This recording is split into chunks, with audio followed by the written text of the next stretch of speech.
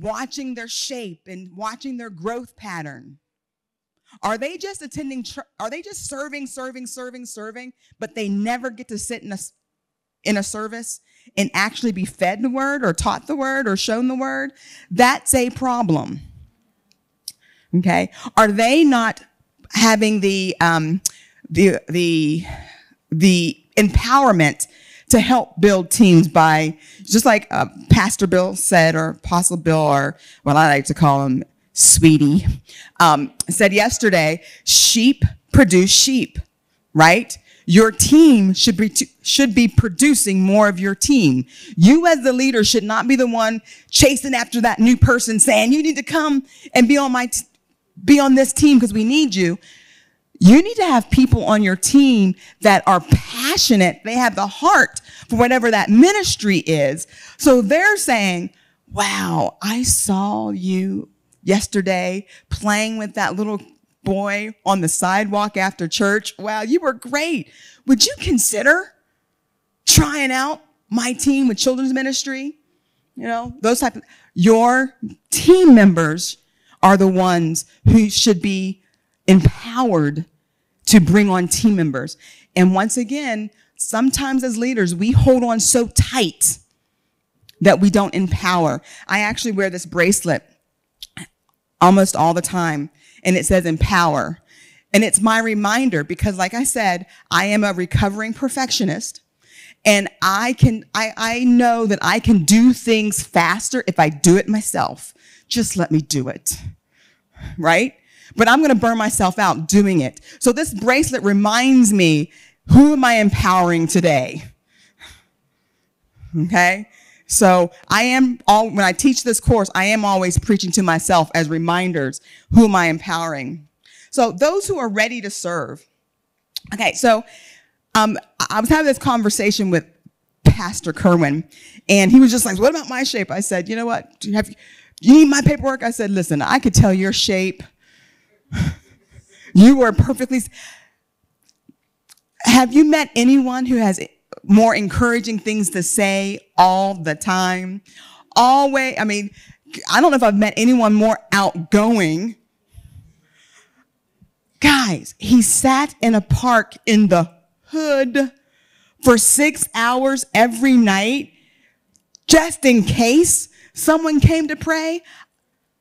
Someone poked me in the eye. I just don't have that kind of pastoral care.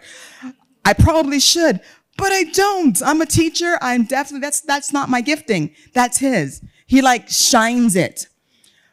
He is in the right spot. But could you imagine if I told Pastor Kerwin, you know what? I need you to be in the back office and keep up with the paperwork on this because we need to make sure that he would be running scared from my presence at all times because he's not shaped to be in a back room. The man needs people, right? And so those people who need people, we can't have them locked in the back room because they're going to break down the door and go running out. So looking for those shapes, understanding this is very important, okay? As my son said, I love acronyms, and it probably goes back from me teaching freshman psychology. You know, they're basically high schoolers who've been given, we're now an adult in university, but they still think like a middle schooler. So I always had to make my lessons with an acronym because if nothing else, they remember that word, and it would help kind of trigger what we're talking about. So 5 ways to start that volunteer who's ready to get started. We're using the acronym START. Study, trial and error, analyze, request input from others, take training. When someone is being introduced or thinks that they want to be a part of a certain volunteer group, give them opportunities to learn about on their own. Once again, like Apostle Bill said, you know, we show them where to eat. They feed themselves. Give them some information to read about, videos to watch, because you can't be with them all the time. You can't. but have a source of information that they can go to get a little bit more understanding of what it would be like to be in this scenario. Watch a video of someone greeting at the door, okay? You have services online. They can be watching those and just picking some things up, but give them something to study, to educate themselves. The next, trial and error. I have noticed when I go to someone and ask them to be a part of my team, I only ask for a 3-month commitment. Hey, can you try this for 3 months? Which that's really only 12 times of them doing that, because a lot of times they're only volunteering once or twice a month. It's even less than that. But it gives them a taste of what you're interested in, and they don't feel like if I say yes, I'm going to die on this branch before they realize I don't like it. When people know that they can try it and see how it fits them, they're more likely to try it. Then you're, as the leader, you're able to see, does this work or does this not work? Then you don't have the awkward conversation if it does, like if they're really bad. Like we put a person in to teach the kids, and wow, I was asleep. And I was just like, yeah, this is not working. Because, when you're working with kids, you got to be a little animated. You got to be, well, it wasn't like that at all. But I didn't have to tell this person, you're really bad at this. They tried it. It didn't feel right. They only had a 3-month commitment, which meant for us, they only had to do it 3 times. So they got a chance to, okay, this is really bad. You're going to do it with me. And so what we would typically do with that trial and error, the first time, they're team teaching. They're doing whatever it is with someone else. They're not alone. Then they're doing it by themselves, and I'm watching. That third time, I'm watching outside the window. Okay? So I'm keeping an eye on it, but they get to try it and see. Then re-sign up. Hey, did you like this? Have a conversation. Go back to their shape. Having this information is great. You can go back to that. How did that fit into your spiritual gifts? Did you feel like you got to use them? Did you feel like you were working with those? What you're doing at this point, you're analyzing. They get to analyze their shape on their own. You get to help them with the request for input. Let's talk about this. How is it working? What can we do better? If you see potential, but it just needs work, there's potential. They get to go to the next step, take training. You know what? You have potential for this. I can see it. But you know what? We are doing a class on X, Y, and Z. I would love for you to sign up for that class, because I think this class will help you get better at whatever it is, okay? The next is time to heal. There's a lot of hurt and church hurt and work hurt. And oftentimes we need our positions filled so quickly that we don't give people time to work through their stuff. And probably heard the saying, hurt people hurt people. And so when we put people into volunteering too quickly and they've not had a chance to deal with some stuff, they're going to hurt people on your team. Not meaning to, but they're going to, just by the way they say something or the looks or whatever it might be. So that's someone that you as the leader may want to pull aside, take some quality time with that person. Praying with them, really being hands-on. What I have found, if I do that in the beginning or when I first see it, it's not so difficult. It's not compounded and like, oh my gosh, you need to go to full-blown therapy now. Well, catch it when you're seeing the little things, pull them back, lock arms with them, love on them. And what's great about that is they're going to recognize that you care more about them than their ability. You're going to also do what Bishop talked about last night, where you're caring for their character. We have some character issues here. And you're saying, I care more about your character being worked on than you filling this position for us. So let's work on this. They're going to feel loved on. that person's going to come back and come back stronger. I am not someone who does any type of gardening whatsoever. Not shaped for that either. I am a strict city girl, okay? But the whole law of pruning, right? A tree or a plant grows stronger when it's pruned. I feel like that time of healing is like that. You're taking time of pruning, taking them away from, so that they can heal up and come back stronger, all right? And then there's those that are already serving. That's that person that's everywhere all the time. And I remember when we first, it was a couple years ago when Bill and I took over or was succeeded Bishop and Pastor Barbara at Covenant. Pastor Janice, like amazing, loved this woman, but she was everywhere. You looked and there she was doing something. And I just, met her for coffee one day and I just said, so Pastor Janice, what are you passionate? I see that you do so much. It's awesome. But what are you passionate about? And she said to me, no one's ever asked me that question. I just love to serve and I want to serve. And I said, and I love that and I honor that. I think that's great and we need more people like that. But I really want you to be in the areas that make you come alive. So what are those areas? And she goes, I'm not sure. I'll get back to you. And she did. And now she's leading our intercessory team and she is killing it. She was shaped for intercession and she's doing amazing. But it's one reason why she's doing amazing is she's zoned in on her passion and what makes her come alive.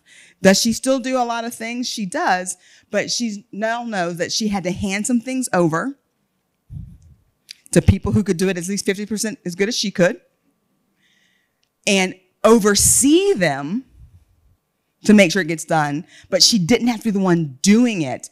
And we're watching our prayer ministry just soar. I mean, Covenant's always had a great, people who love to pray. But just watching her just makes me come alive. And then there's those who are ready to start ministries. Okay. They've been in their ministry for a while. They've been doing this for a while, but now they're at the point where they've been doing it for a while, or the Lord has put a passion on their heart that they want to really pursue. And you go right back to that paperwork. Okay, let's look at your shape. This is a great ministry that you want to do. Are you willing to, you as a leader, and that's as senior leaders, you do have to decide if what they want to do fits your mission statement, okay? Because every ministry that you're doing, if it doesn't fit under your overarching mission statement, you're going too wide and the church is going to struggle with it, okay? The other thing is, are they willing to champion that new ministry? They have a passion for it and they're willing to champion. That means they don't just want us to have a clothe the homeless and feed the hungry. They really want to be there doing it and help recruit and help facilitate that. Okay, that's someone that's championing it. But I just think the church should be doing that. And I wanted to bring it to your attention. Well, thank you for bringing it to my attention, but your burden can't be my burden because I can't do everything. So that's two things. Does that fit your mission as a church? Are they willing to champion it? Then you want to go to their shape and see, do they have the administrative skill set to really champion that?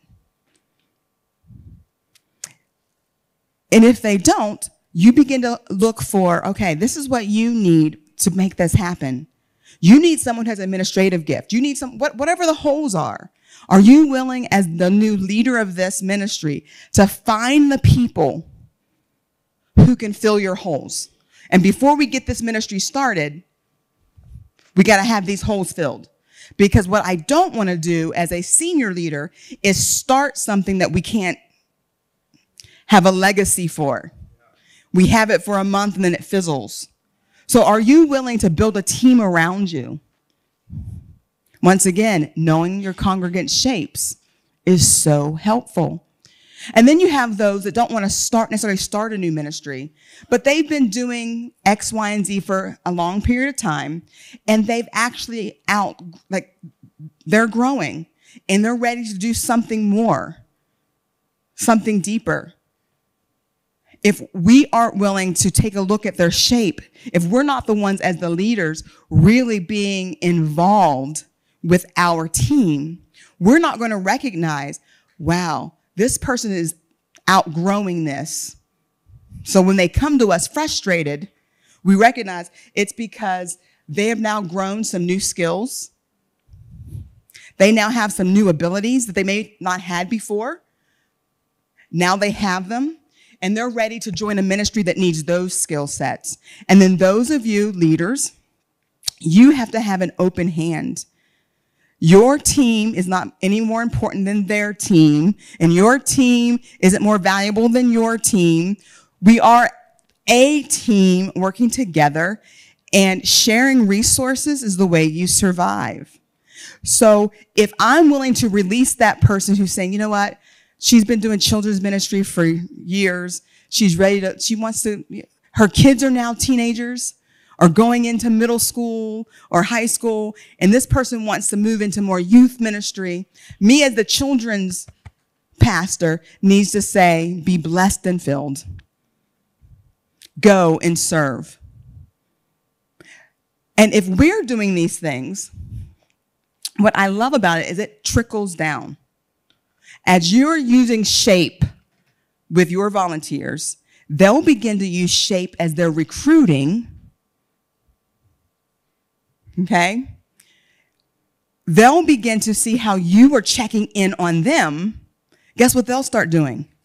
Checking in on the people that they got to join the team.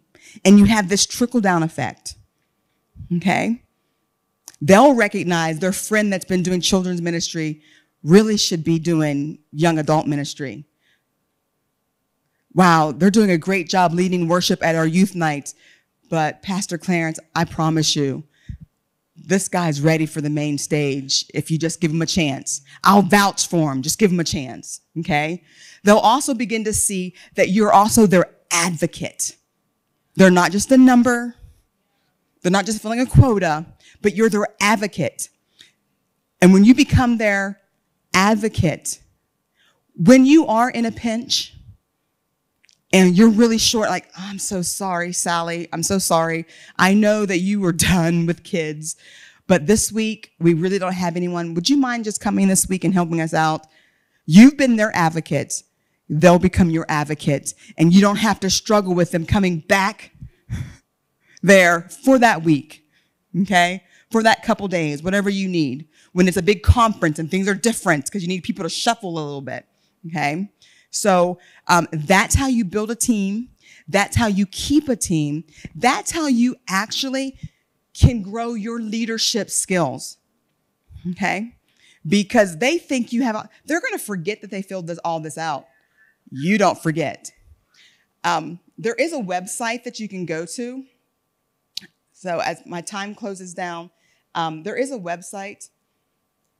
It's on the challenge slide. If you pull that one up, I think it's on that slide. When you go back to your areas, take a look at your particular area of ministry. I would challenge you to make a list of what are the skill sets that you need in your work, in your area. What are the abilities? Okay? Make a list of those things. I would encourage you to use the website that's listed on there. It's www.freeshapetest.com. What I love about that one is that they can put in the person that sent them that link, your name, and it'll get sent to you. So you will get an email copy of their assessment. Okay? You can keep that on file. And when you're meeting with them on a regular basis, checking in on them, you can be referring to this, checking on their shape, checking on their growth patterns.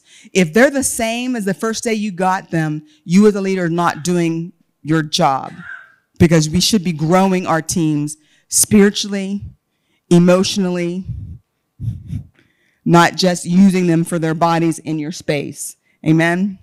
So are you ready to really get to know your shape? Can you see how knowing your shape can help you build a solid and a strong team? Okay, so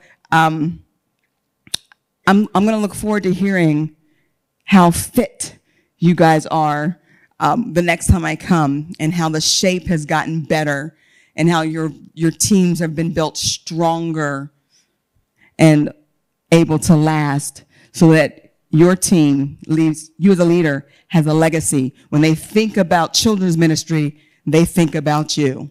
When they think about youth ministry, they think about you, right? That's also a part of the legacy that you leave. All right. Thank you so much.